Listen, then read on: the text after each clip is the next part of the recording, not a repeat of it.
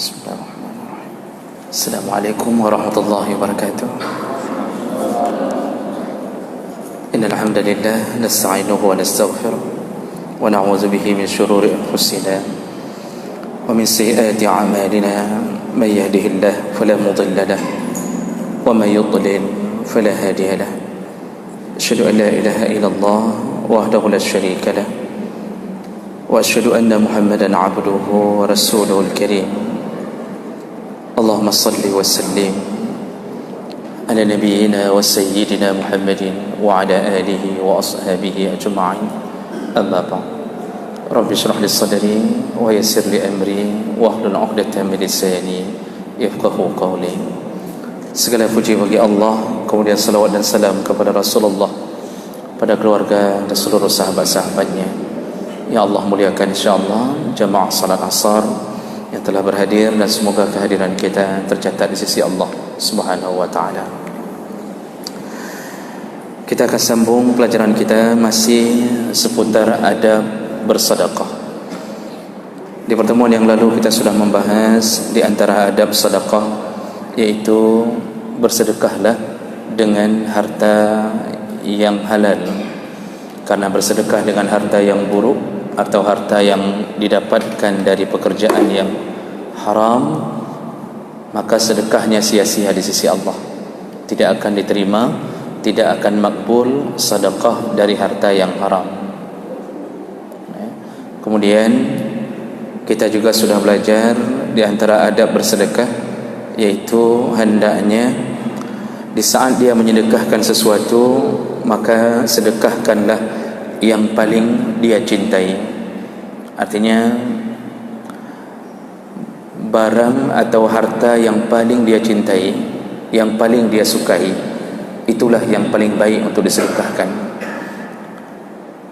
Jangan menyedekahkan sesuatu yang buruk kepada orang lain lalu menyimpan yang baik-baik untuk kita. Itu maksudnya. Kemudian yang terakhir yang sudah kita bahas di pertemuan yang lalu, di antara adab sedekah adalah hendaknya dia menyembunyikan sedekahnya. Itu lebih baik daripada menampakkan sedekah. Walaupun menampakkan sedekah, pahalanya tetap sempurna di sisi Allah selama tidak dihiasi dengan penyakit riya. Tetapi menyembunyikan sedekah, terutama kepada fakir miskin, itu lebih utama. Itu sekaligus menutup jalan menuju ke riya dan untuk menyimpan marwah atau kehormatan orang miskin. Seakan-akan mereka adalah orang-orang yang selalu layak untuk kita jadikan sebagai objek sedekah. Baik. Berikutnya, adab sedekah berikutnya adalah hendaknya seseorang ketika bersedekah segerakan sedekah di waktu sehat. Jadi waktu kita masih dalam keadaan sehat badan, sehat pikiran, bukan dalam keadaan sakit, itu lebih utama bersedekah. Jadi orang sehat bersedekah lebih utama daripada orang sakit bersedekah. Rasulullah sallallahu alaihi wasallam ketika seorang bertanya kepadanya, ayyus sadaqah afdal, sedekah mana yang paling baik ya Rasulullah? Rasulullah menjawab, anta saddaqa wa anta sahihun syahihun. Sebaik-baiknya sedekah adalah ketika engkau dalam kondisi sehat, sahihun, engkau benar-benar dalam kondisi bukan orang sakit. Kenapa bisa begitu? Karena kalau bersedekah di waktu sakit, kita ada sedikit unsur keterpaksaan. Jadi keikhlasan hati itu dijembatani oleh perasaan ingin sembuh. Jadi kita waktu memberi, waktu sakit, kita kasih, lalu kita minta nama doa kelong berpulih. Jadi sedekah kita iringi dengan harapan berpulih. Tapi sedekah orang sehat itu tidak ada harapan untuk sembuh, tapi benar-benar dia lakukan karena Allah. Makanya bersedekah di waktu sehat itu disegerakan. InsyaAllah kalau kita sering bersedekah di waktu sehat, ketika datangnya sakit, maka sedekah itulah yang akan menjadi sumber keberkahan dan kasih sayang Allah kepada kita. Jadi ingat-ingatlah Allah di waktu sehat, maka Allah akan mengingat kita di waktu sakit. Jadi hidup hanya terus memikirkan dunia, sedekah tidak ada, tapi untuk menghabiskan urusan-urusan dunia itu luar biasa. Urusan untuk rekreasi, persiapan menuju rekreasi, itu sampai beli ban mangin, mandu ban mangin, maksudnya beli ban untuk bisa mapung, sampai supaya untuk ban berenang itu siap, Pak. Sampai 5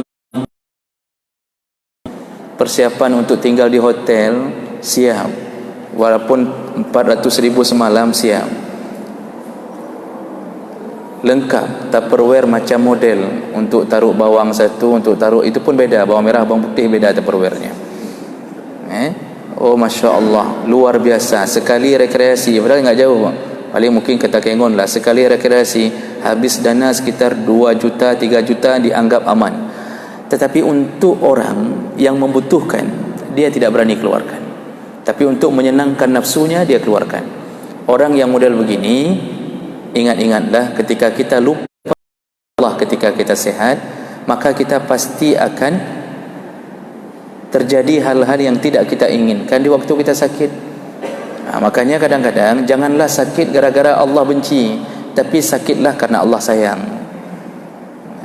Jadi jangan sakit gara-gara Allah benci, tapi sakitlah gara-gara Allah sayang. Jadi Allah misal memberi sakit itu karena ingin mengangkat derajat, ingin menghapuskan dosa, itu sayang Allah. Jadi jangan sampai lupa bersedekah ketika sehat. Itu adabnya. Sekarang Pak, sekaranglah saat sehat adalah bersedekah. Jadi jangan tunggu tumbuh kurap enggak sembuh-sembuh baru sehat, baru dah bersedekah. Jadi itu pun dengan nasihat orang. Tanya sama orang, kenapa kurapnya enggak sembuh-sembuh?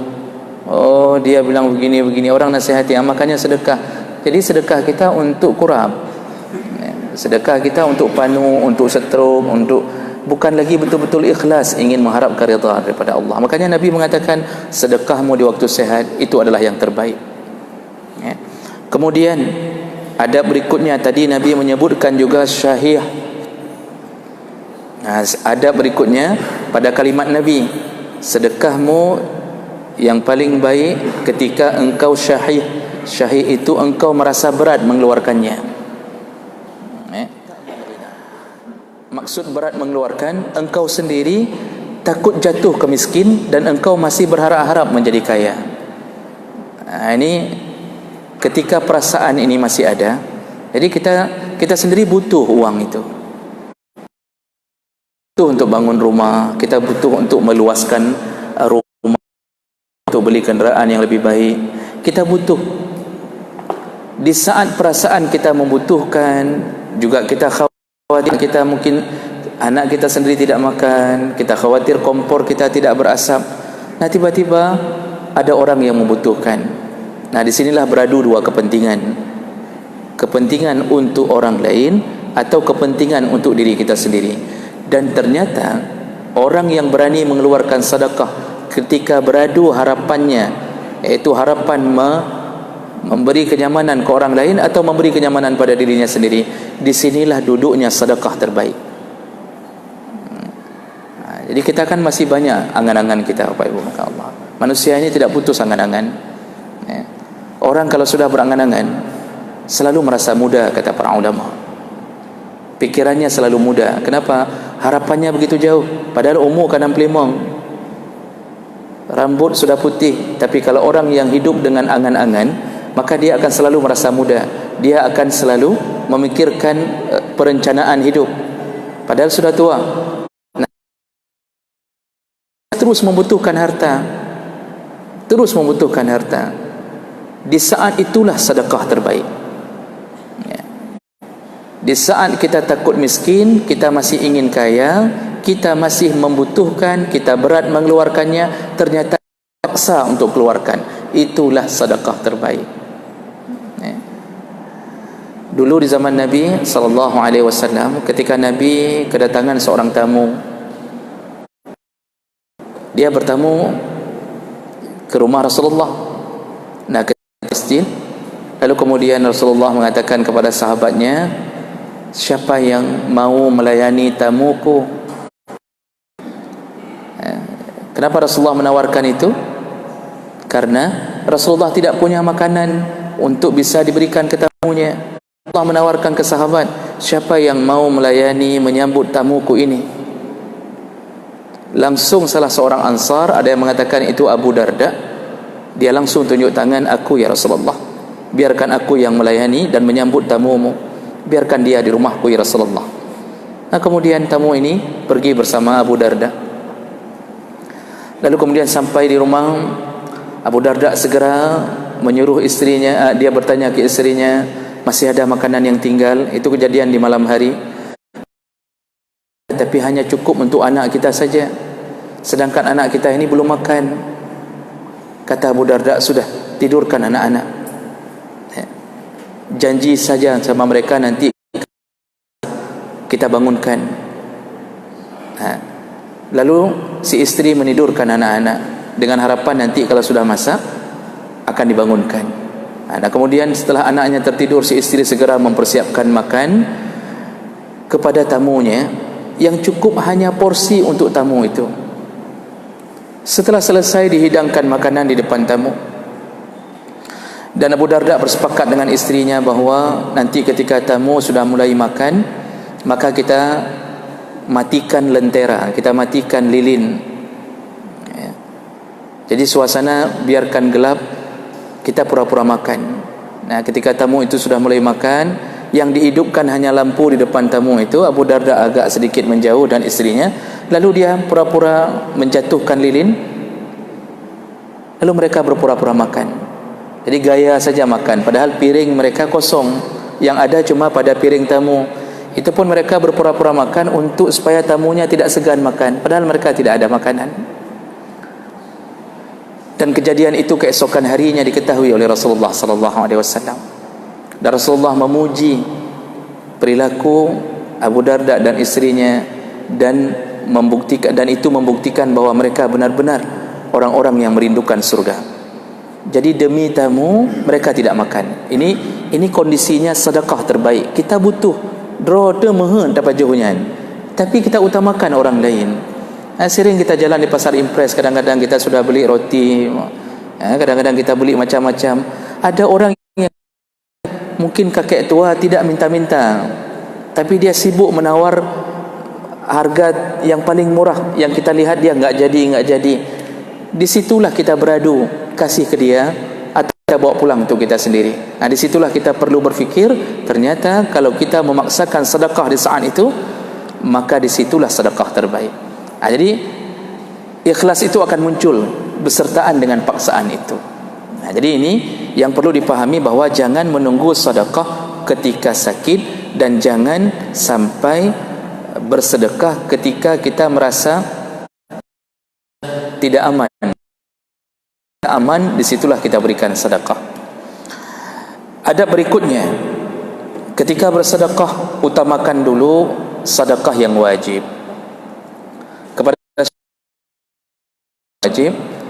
kepada keluarga. Jadi menafkahi orang yang disuruh nafkahi itu lebih utama daripada memberi sedekah kepada orang yang tidak kita nafkahi. Rasulullah sallallahu alaihi wasallam menyebutkan dalam hadis sedekah ma kana an dhahri ghina wabda biman ta'ul. Sedekah terbaik adalah sedekah yang dikeluarkan setelah keperluan yang wajib, dan mulailah memberi dari keluargamu lebih dahulu. Artinya orang yang wajib engkau tanggung nafkahnya lebih dahulu. Dalam hadis yang lain Rasulullah menyebutkan dalam hadis riwayat Muslim, dinarun anfaqtahu fi sabilillah, seandainya 1 dinar ahlik dan 1 dinar engkau berikan kepada keluargamu, a'zamuha ajran allazi anfaqtahu ala ahlik. Jadi kalau dibandingkan dengan sebuah sedekah itu, kata Rasulullah, fi sabilillah artinya ke masjid, atau ke mana saja, lalu ke budak, lalu ke orang miskin, lalu kepada keluargamu, maka yang paling baik yang mana? Ma anfaqtahu li ahlik, yaitu sedekah yang engkau berikan kepada keluargamu sendiri. Jadi jangan salah-salah faham. InsyaAllah kadang-kadang seorang suami tidak tahu mana afdaliyatul amal, tidak tahu mana amalan yang lebih afdal. Kadang-kadang dia dapat gaji, dia utamakan dulu orang yang tidak wajib dia nafkahi. Dia traktir teman-teman sekantornya, dia traktir kadang-kadang siapa saja, atau dia berikan sebahagiannya ke masjid, padahal belum dia lakukan kewajibannya kepada anak istrinya. Maka yang terbaik itu adalah memberikan kepada istri dan anak-anak. Kalau ada orang tua yang miskin, maka orang tua tetap wajib menjadi tanggungjawab anak, wajib. Jadi utamakan dulu, kirimkan ke orang tua dulu sekitar 500.000 atau 1 juta. Bahagiakan istri. Ingat, karena istrilah yang memelihara anak-anak kita, istrilah yang membuat kita pulang ke rumah dengan nyaman, istri yang berlelah-lelah di dalam rumah kita. Maka utamakan memuliakan istri. Ini ada hadir para istri di belakang, cukup senang ke dengar yang betulnya ustaz, betul. Ini lanjut aja ustaz, ini lanjut aja ustaz. Begitu kata istri di belakang. Tapi memang begitulah Bapak Ibu melakukan Allah. Bahagiakan dulu istri. Makanya kalau banyak istri susah membahagiakannya, karena harus banyak yang harus dibagi-bagi.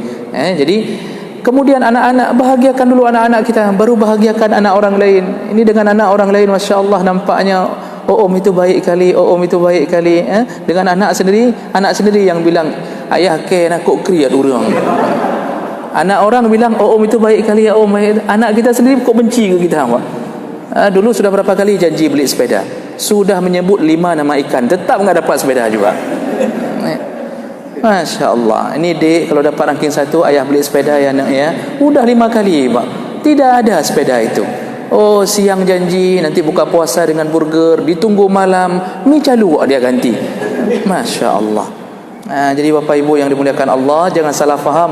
Yang terbaik sedekah itu adalah keluarga sendiri, baru berikan kepada orang lain. Bawa jalan-jalanlah istri, bahagiakanlah. Mereka itu dengan kita bawa-bawa saja Pak, kelelahannya hilang. Itu hilang sama sekali. Cukup bawa-bawa ke mall saja. Bapak kalau sudah lihat isteri ngambek, sudah nampak mulai mepep-pep, ilung cukup hek dari bengah hidro ni mangat di kantor miup asih, liu blow asih, nana blow kan asih ni blow asih ni blow gelung katanya. Begitu kata isteri. Jadi Bapak Ibu melakukan Allah Subhanahu Wa Taala, cukup hanya dengan memberi, isteri itu hilang kelelahannya. Bawa dia jalan-jalan ke mall. Kemudian ganti kita yang lelah menunggu dia tidak keluar-keluar. Jadi Bapak Ibu melakukan Allah, itu adab sedekah. Usahakan lebih dahulu yang wajib kita nafkahi. Kemudian barulah adab berikutnya, setelah keluarga yang wajib ditanggung nafkah, sedekah berikutnya kepada kerabat. Jadi pahami dulu yang mana lebih afdal. Hati-hati Bapak Ibu, salah satu daripada jebakan syaitan, yaitu syaitan itu kalau sudah tidak berhasil membawa kita kepada dosa besar, dia akan bawa kita ke dosa kecil. Kalau tidak berhasil ke dosa kecil, kita akan dibawa oleh syaitan untuk terbiasa hidup dengan dunia yang makruh-makruh. Jadi syaitan itu, ini dalam kitab punya Ibnul Qayyim Al-Jauziyah, subhanallah saya lupa judulnya. Itu syaitan, hati-hati dengan jebakan syaitan. Syaitan itu pertama mengajak kita untuk syirik, dibuat macam syarat agar syirik, karena itu dosa yang paling besar. Enggak berhasil, kita ternyata tidak syirik, maka akan dibawa kita ke dosa besar. Kita syirik tidak, tapi makan riba, hana syirik Pak. Pakai jimat tidak semua, tapi dibawa ke makan riba, berhasil juga dia akhirnya. Kalau bicara tauhid, Masya Allah, akidah kepada Allah, Allah begini, macam-macam, luar biasa bicara tauhid. But pajau riba, berhasil syaitan. Oh, tidak berhasil, kita sudah mulai sadar, taubat, tidak lagi jatuh ke dosa besar. Kemudian apa yang dilakukan syaitan? Dia akan bawa kita ke dosa kecil. Mubazir, suka beli benda-benda yang tidak penting, kumpulkan di rumah, beli jam tangan sampai berpuluh biji berbagai jam merek, Macam model Pak, itu dosa kecil itu apabila terjadi israr itu melakukannya terus menerus, maka berubah jadi dosa besar. Ternyata ujung-ujungnya syaitan berhasil juga. Oh, tidak berhasil jatuh ke dosa kecil, dia bawa lagi ke mana? Kita diajak untuk melakukan perbuatan yang makruh, lalu meninggalkan yang sunnah. Jadi yang makruh-makruh galak, tapi yang sunnah-sunnah tidak mau. Kenapa tidak salat sunnah qabliyah? Kan cuma sunnah, kan ada masalah. Kenapa tidak puasa sunat? Kan cuma sunnah, enggak ada masalah. Tapi kalau dengan makruh, kenapa engkau makan hal-hal yang makruh? Kan cuma makruh, kan enggak ada dosa. Jadi yang makruh diutamakan, yang sunnah dia tinggalkan. Ini juga pekerjaan syaitan. Kalau tidak berhasil juga, enggak berhasil, maka syaitan akan membuat kita tidak tahu mana amalan yang lebih afdal.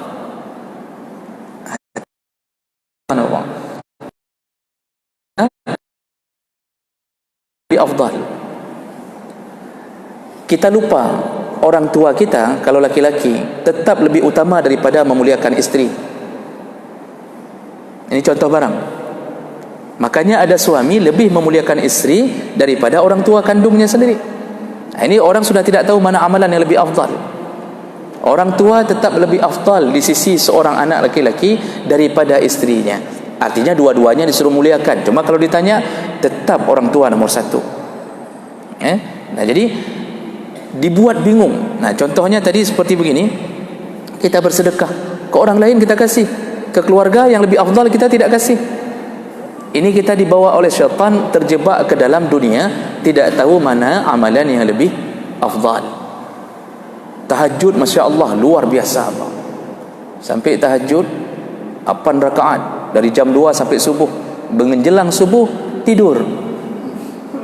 Hana kejap teman yang tubuh. Padahal yang lebih afdal salat subuh 2 rakaat ke masjid daripada tahajud 8 rakaat. Artinya kalau bisa lakukan dua-dua, lakukan dua-dua. Tapi jangan salah. Jangan salah pilih. Jadi kenapa memuliakan tahajud sehingga meninggalkan salat subuh? Bahkan salat sunnah 2 rakaat sebelum subuh itu lebih besar pahalanya. Ini ada orang tinggalkan. Sampai Nabi mengatakan, kata Aisyah radhiyallahu anha, Nabi mengatakan salat sunnah 2 rakaat sebelum subuh itu lebih besar pahalanya daripada seluruh dunia dan isi. Kita tinggalkan, tapi yang lain kita utamakan. Maka jemaah belaka Allah, mana lebih afdal sedekah setelah keluarga? Yang terafdal adalah sedekah untuk kerabat kita sendiri. Baik. Saya berhenti dulu sebelum diberhentikan oleh Ustaz Fakhrur. Silahkan. Ya, wajib kok.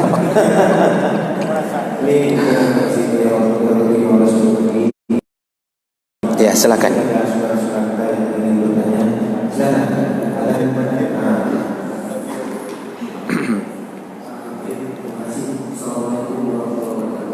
Assalamualaikum. Kita sebagai keluarga menjalin nafkah kepada istri kita, anak kita, orang tua kita, bahkan keluarga kita, keluarga dekat itu merupakan sifat. Kemudian kita minta lagi dalam beberapa tahun mungkin ada kegiatan besar. Kalau istilah zaman sekarang regresi, kalau zaman dulu mungkin kita membawa keluarga istri, anak kita, juga orang tua kita atau keluarga kita pergi tamasya atau depresi ke Gunung Salak atau sebagainya atau bahkan ke Tasik. Pertanyaan kami Ustaz, kalau dalam perjalanan jauh berdua, mungkin itu masuk dalam musafir. Apakah kita bisa yang bisa kita jamak salat? Kemudian perjalanan kita itu karena yang kita bawa keluarga, apakah itu masuk makruh, haram atau bagaimana? Terima kasih. Assalamualaikum warahmatullahi wabarakatuh. Assalamualaikum warahmatullahi wabarakatuh. Sama tu. Mungkin ada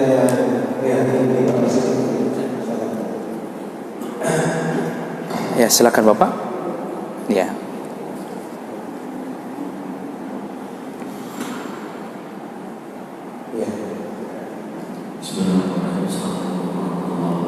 Waalaikumsalam warahmatullahi wabarakatuh.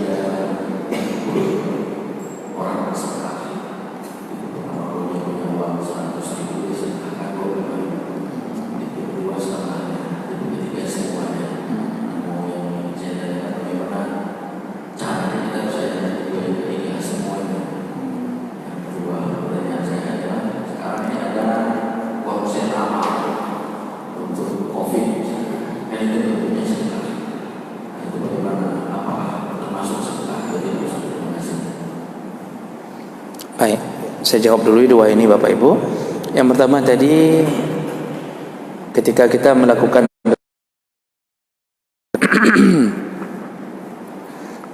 ke suatu tempat, apakah berlaku salat rukhsah, jama' atau qasar? Nah, ini perlu kembali kepada hukum fikih tentang syarat bolehnya melakukan salat rukhsah, salat yang diringankan, iaitu boleh jama', boleh qasar. Nah, syarat-syaratnya kalau terpenuhi maka dibolehkan. Apa saja? Pertama, perjalanan itu melebihi 16 farsakh, 4 burud, iaitu sekitar 89 km, genapnya 90 km. Itu syarat pertama.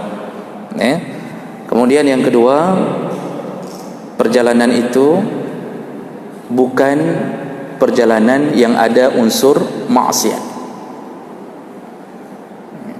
Kalau ada unsur maksiat, maka tidak dibenarkan untuk melakukan salat-salat yang diringankan. Dalam qawaid fikih disebutkan ar-rukhasu la tunatu bil ma'asi.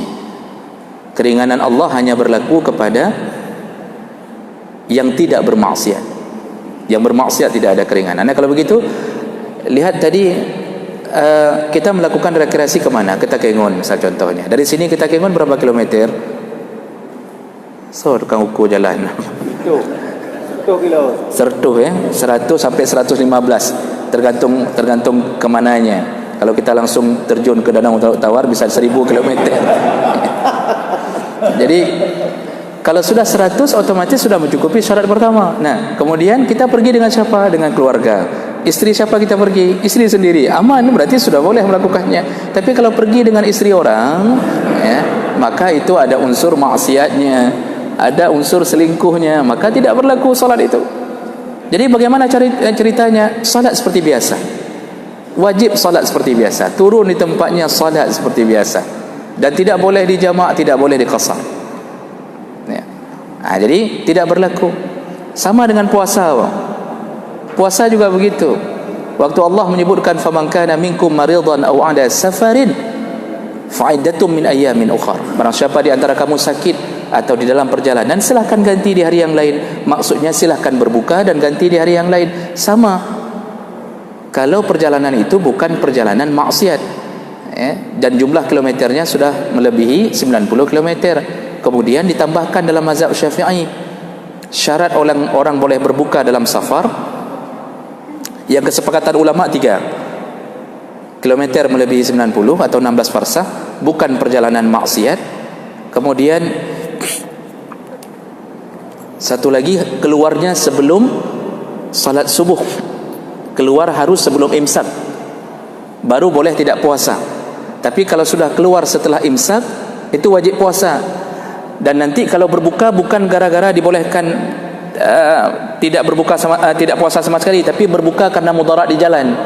Apakah terlalu terik matahari sehingga harus berbuka? Penyebabnya karena itu baru boleh berbuka. Itu 3 syarat disepakati. Kemudian ditambahkan dalam mazhab Syafi'i, ayyakuna mudiman lis-safar, alla yakuna mudiman lis-safar. Baru boleh buka puasa bagi orang yang dalam perjalanan kalau perjalanan itu tidak selalu dia lakukan. Tapi kalau selalu melakukannya, tidak boleh berbuka puasa. Maka supir L300, L400, HS, IACE, macam model apa itu tidak boleh tidak puasa. Harus puasa. Kecuali di tengah perjalanan dia menderita karena terlalu lelah, nggak sanggup lagi, bukanya karena perasaan menderita ini. Tapi rata-rata, mohon maaf saya katakan, supir, kernet, rata-rata hanya puasa apa? Santai saja. Waktu ditanya sama penumpang, sama makmumnya, tanya kenapa enggak puasa? Supirnya mengatakan, kan kami dalam perjalanan, makanya supir suruh ngaji. Supir-supir harus mengaji. Jadi baru boleh buka puasa kalau tidak melakukan perjalanan itu berketerusan. Kalau terus-terusan bolak-balik tetap wajib puasa. Jadi itu syarat-syarat baru boleh melakukan salat-salat yang diringankan. Pertanyaan berikutnya tadi sambungannya apa dari Pak Nasir? Apa sambungan Bu?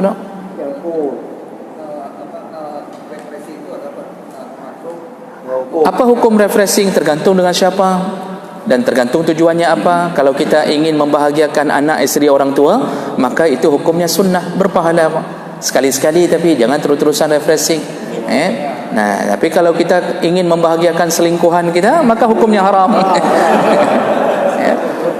Masya Allah, selingkuhannya yang diajak rekreasi ke mana-mana, istrinya ditinggal suruh tanam bunga, maka ini haram. Jadi hukum asalnya mubah, hukum asal itu mubah, tapi tergantung dengan niat dan tujuan.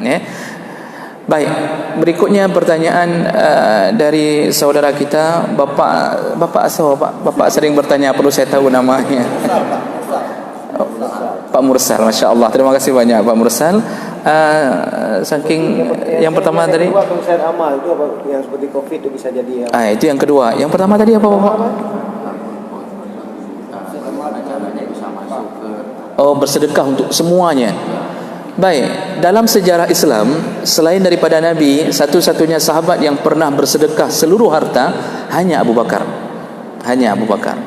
Umar pun tidak berhasil. Umar masih tersimpan celah kekhawatiran kalau dia sedekahkan semuanya, istrinya makan apa, anaknya makan apa, kan begitu. Umar pun tidak mampu.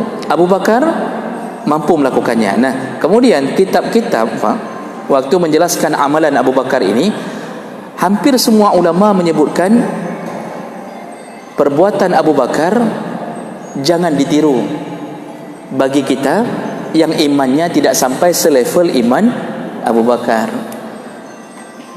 Karena akan menyebabkan masalah. Abu Bakar itu orang yang sudah dipenuhi dengan keyakinan Pak. Waktu Nabi diingkari Isra' Mi'rajnya oleh semua orang, Abu Bakar yang mengatakan apapun yang dikatakan Nabi benar, apapun yang dikatakan Nabi pasti benar, sehingga dia dijuluki dengan As-Siddiq, yang membenarkan. Jadi kalau kita ingin sedekahkan semua harta, itu perlu pikir-pikir Pak. Dan mohon maaf, kadang-kadang saudara kita khuruj jamaah tabligh, ada saudara kita ikut jamaah tabligh mungkin Pak, itu kadang-kadang sampai meninggalkan anak istri kepada Allah. Ini saya pernah langsung terjun ke dalam dunia itu untuk mengetahui. Jadi hanya lu dengar-dengar undang Pak. Saya pernah khurud, saya pernah tahu bagaimana urusan itu. Ada yang kadang-kadang waktu mau khurud, keluar misal ke mana 3 hari, ada yang keluar 40 hari, itu di antara amalan jamaah tabligh, itu ditinggalkan anak istri mengikuti gaya Abu Bakar, ditinggalkannya kepada Allah. Kadang-kadang tidak ada nafkah. Begitu pulang, istri minta cerai. Kenapa itu terjadi? Hati-hati, kita dan keluarga belum sampai selevel kepercayaan Abu Bakar. Jadi kalau ditanya bagaimana caranya, misal kita ada uang 100 ribu, bagaimana caranya bisa bersedekah seluruhnya? Tergantung Pak. Kalau masih ada uang simpanan di rumah, sedekahkan semuanya. Tapi kalau tidak ada, jangan. Saya sarankan jangan. Karena Allah pun enggak minta semua. Yang wajib saja Allah cuma minta 2,5%. Yang wajib saja Allah cuma minta 2,5%. Kita punya emas berapa Pak? 100 manyam. 100 manyam. Nisabnya, kita punya emas 100 gram. Nisab 85 gram. Yang Allah minta berapa? Hanya 2,5 kali 100 gram. Allah tidak minta. Itu yang wajib. Makanya lihat keadaan kita. Kalau seandainya ini masih butuh, istri masih berharap, anak masih berharap, jangan sedekahkan semuanya. Cukup hanya paling setengah saja sudah hebat. Setengah saja sudah hebat. 1/4 alhamdulillah, itu sudah kita bersedekah. Yang jangan 0,1% dari apa yang kita miliki. Itu model tipe-tipe orang Pak, dalam challenge masjid tiba-tiba teribai. Hari ini 1,000, 30 hari Ramadan cuma 30,000 dia sedekah. Subhanallah. Hanya kriat Pak. Sudah bagus, tapi bagusnya ada kriat-kriatnya. Jadi masa begitu ceritanya, kan begitu. Nah, pertanyaan kedua. Oh ya, bersedekah untuk COVID, pandemi, dibuat konser amal. Kadang-kadang orang Palestin datang ke sini segala macam. Kita memberi, apakah termasuk sedekah?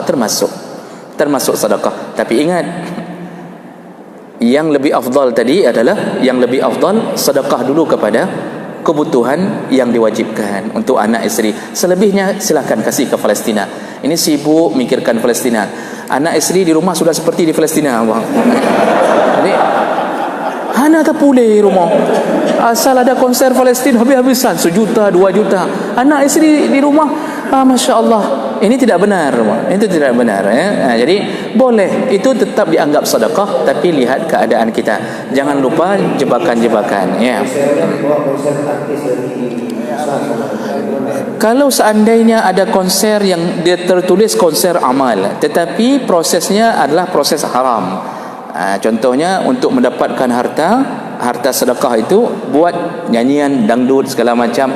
Nah, ini sama dengan orang yang pernah saya bilang, sama seperti mencuci baju dengan air kencing ya.